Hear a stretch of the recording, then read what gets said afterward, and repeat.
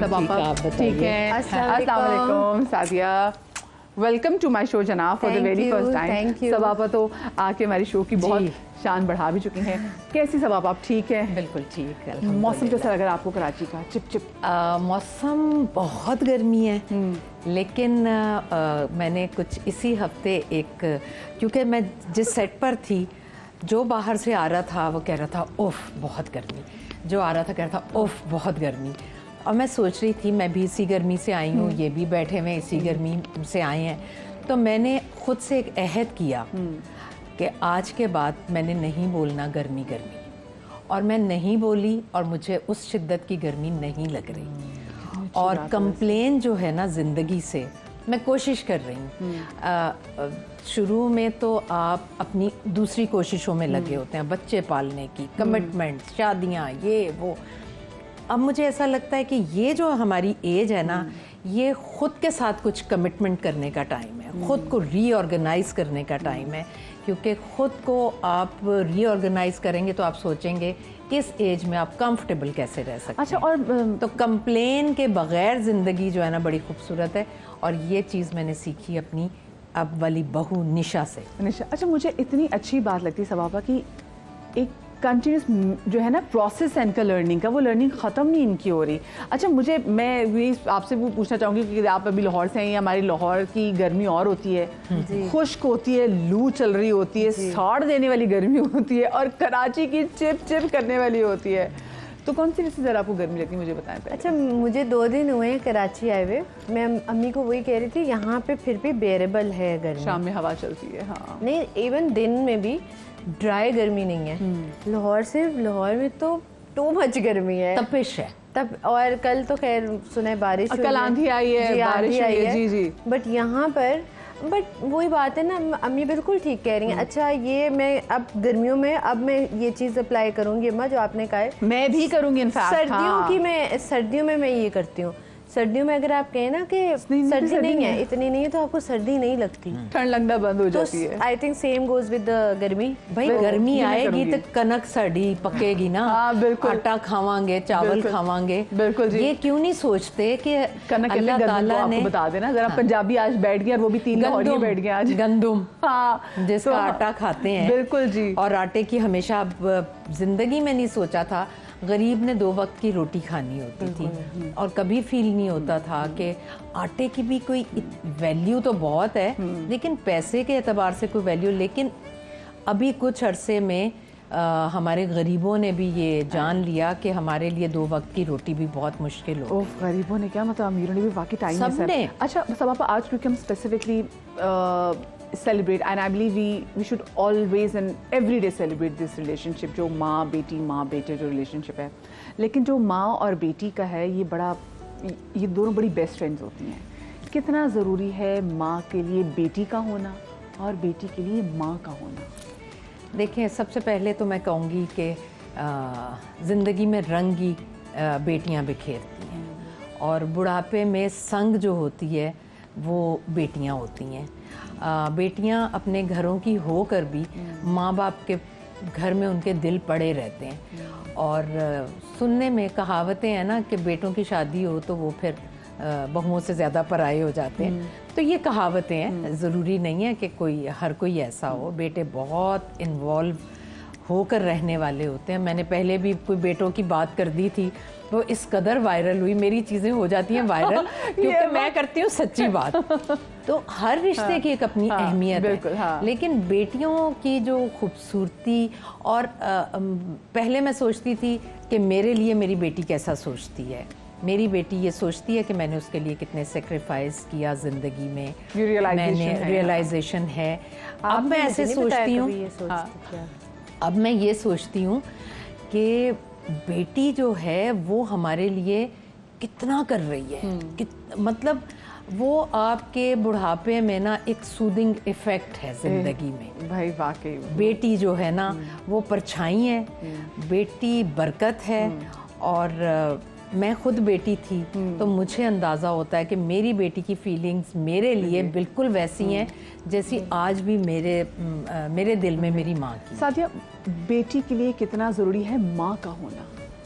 मैं वही अभी अम्मा की बात को ही मैं कंटिन्यू करूँगी। मैं जब सुबह उठती हूँ ना सोकर, मेरी आँख खुलती है तो मेरे दिमाग में सिर्फ अम्मा और अब्बू होते हैं। मुझे होता है कि मैंने सबसे पहले फ़ोन करना है, अम्मी को करना है, मैंने अब्बू को करना है। मुझे कोई सेकंड थॉट ही नहीं आती। मेरे बेटे की भी नहीं आती, मेरे मियाँ की भी नहीं आती, वो बाद में आती है। तो आप देखें ना, माँ बाप की तो इम्पोर्टेंस, माँ की तो इम्पोर्टेंस ये है, आपको पता लगता है कि आप जब नमाज पढ़ते हैं ना, आपको तब माँ की इम्पोर्टेंस का पता लगता है कि आपके जब दुआ के लिए हाथ खड़े होते हैं तो आप माँ बाप, माँ सबसे पहले आती है, फिर बाप। अच्छा, ये कभी नहीं आपने सुना बाप माँ, माँ बाप, माँ बाप, एग्जैक्टली। शादिया, शादी के बाद ज्यादा इंपॉर्टेंस फील होती है माँ की? बस सही पता चलता है कि हाँ भाई माँ एग्जैक्टली का उसका रुतबा क्या है? शादी के बाद तो जाहिर है, मुझे था, मैं अपने ससुराल होती थी, मैं माँ को कॉल करती थी, कुकिंग के लिए पूछती थी। ऑब्वियसली शादी के बाद आपको कमी महसूस होती है, लेकिन मुझे ज़्यादा इम्पोर्टेंस तब पता लगी जब मैं खुद माँ बनी। तब मुझे, मतलब मेरा एक एक एक्ट, एक एक एक्शन मुझे होता है कि ये भी मेरी माँ ने हमारे लिए किया है, ये भी मेरी माँ ने किया है। तो वो चीज़ फिर आप ज़िंदगी में कभी उस चीज़ को पे बैक ही नहीं कर सकते जो आपके लिए माँ कर देती है। सेक्रीफाइसेस, एक वाहिद रिश्ता है जो अनकंडीशनल है। अच्छा, मुझे बताएं कि अपनी ज़रा, मैं चूँकि अभी गर्मियों की छुट्टियां भी हैं तो मुझे बताइएगा कि आप बचपन में आपकी, क्योंकि भी आई एम श्योर आपके बच्चे भी प्लान करेंगे कि भैया मैं यहाँ लेके जाना, वहाँ लेके जाना है। आपकी समर वेकेशंस कैसी होती थी? सब आपको कितनी आशियाँ कराती थी गर्मियों की छुट्टियों में? मुझे पहले ये बताएं। अब तो शिकायतों के ना वो। अच्छा, वैसे ना ये मैं आपको सही बताती हूँ। हम लोग ज़ाहिर है बचपन में हमारी नानो ज़िंदा थी, अल्लाह बख्शे। हम लोग उनके घर जाके हमें खुशी होती थी, हमें छुट्टियाँ हुई हैं, हमने नानों के घर जाना है। हाँ। हमारी और कोई अट्रैक्शन ही नहीं होती थी। कुछ अरसा गुजरा, फिर हमने कहना शुरू किया, मैंने, मेरे भाइयों ने अम्मा अब्बू को, यार आप लोग हमें नॉर्दर्न एरियाज कभी ले जाया करें, कभी हमें मरी लेकर जाएं, कभी हमें नारायण का गान लेकर जाएं। लेकिन मैं आपको बताऊं, कभी इस चीज़ की नीड ही नहीं हुई। बस यही होता था बचपन में। हाँ, नानी का घर, हम सब शीशे तोड़ने, नानी से डांट भी खानी, प्यार भी करवाना, ये तो बहुत लाडली थी। लेकिन हमेशा से कोई हसरत नहीं रही, अल्हम्दुलिल्लाह।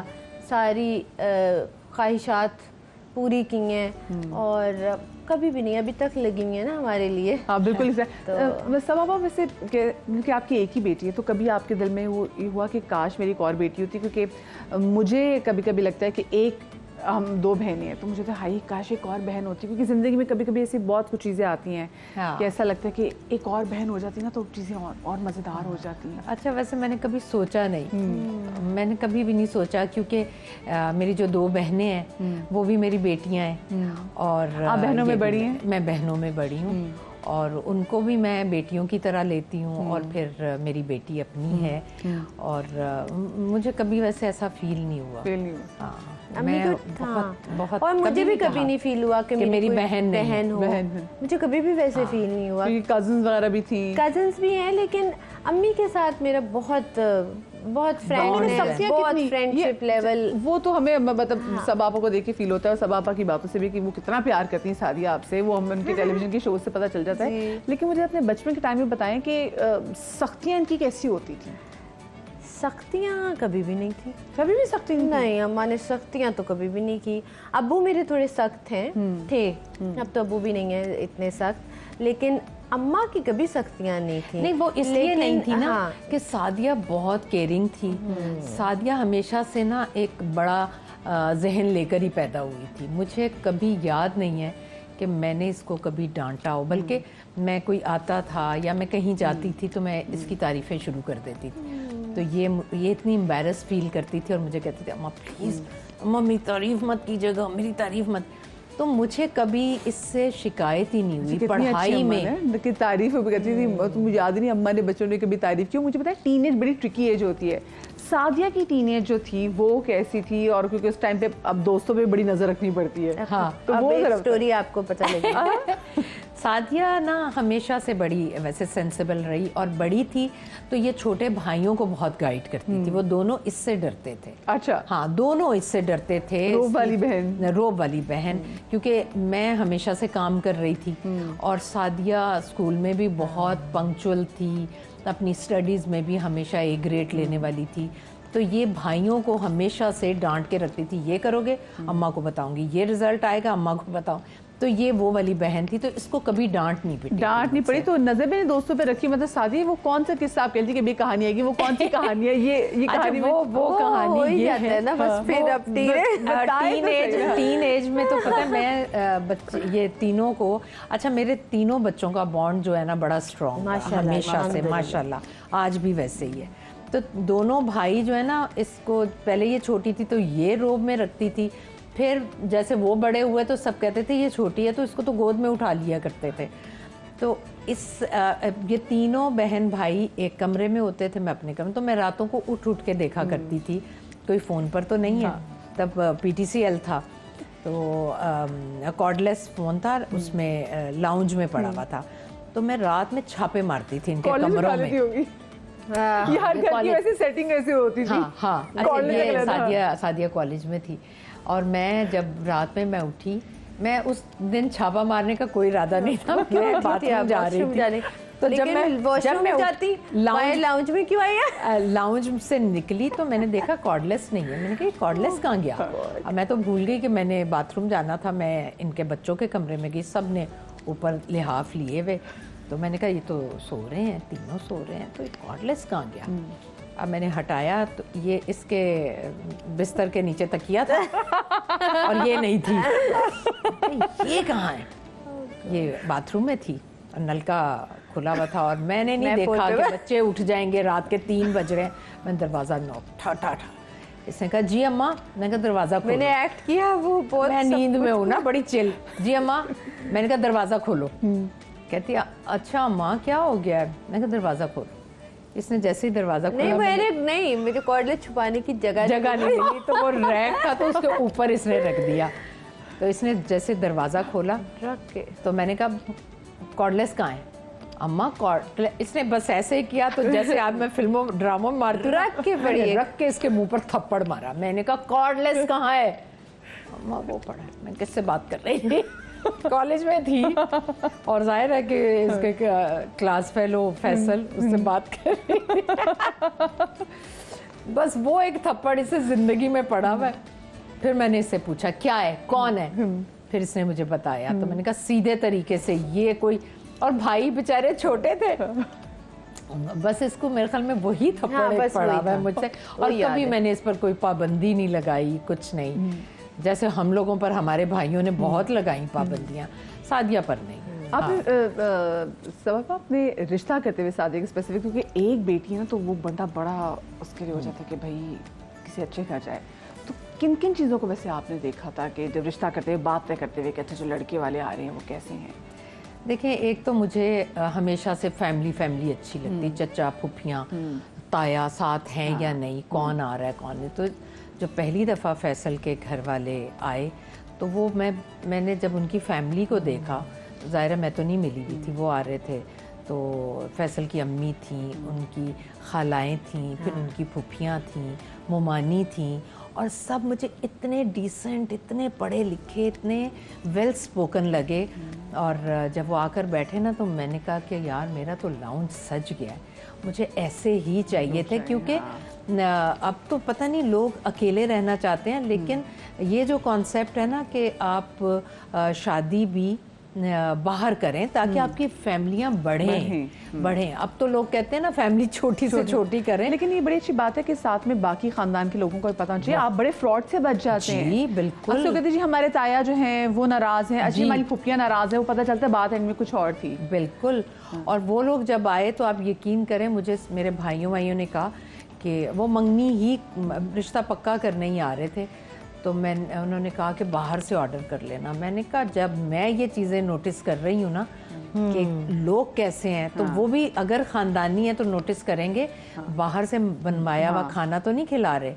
तो मैं तो इस चीज़ की कायल नहीं हूँ कि आप घर में कोई किसी event की बाहर से दावत करें या घर में किसी को इनवाइट करें, तो आप उनके लिए उससे पहले खुशी से, मोहब्बत से, खुद मेहनत से, अपने पसीने से काम ना करें, उनकी खुशी का है। खुद खाने बनाती थी घर और आपने इनको सिखाया? आप यकीन करें, सादिया के ससुराली फर्स्ट टाइम आए तो वो आज भी मेरे ख्याल में याद करते हैं, मैंने इतने खाने बनाए थे और सब खुद बनाया। सब खुद इनसे क्या बनवाया था? शादी कुछ बनाया था? मीठा नहीं, कुछ बनाया था? शादी मुझे से कुछ पहले भी नहीं आता था बनाना। शादी से पहले मैंने सब कुछ शादी के बाद सीखा है और मेरी मदर इन लॉ से सीखा है मैंने। और बस वैसे करते करते अब आज मैं बहुत अच्छी कुकिंग करती हूँ। क्या मैं उनसे जानूंगी क्या। और अभी पिछले दिनों सवापा की बेटी की शादी भी थी और पूरे मतलब सारे सोशल मीडिया पे ना वो पिक्चर्स ही पिक्चर्स थी कि वो लग के सिर, ये लुक्स पे थी कि अच्छा ये आज का ड्रेस पहना हुआ है। आज हम उनको डिस्कस भी करेंगे, इनके दिमाग में क्या कुछ चीज़ें थी शॉपिंग करते हुए, सब मैं इनसे पूछूंगी, ठीक है ना। आप लोग कहीं में जाएगा, ब्रेक के बाद मिलते, हमारे साथ रहिएगा।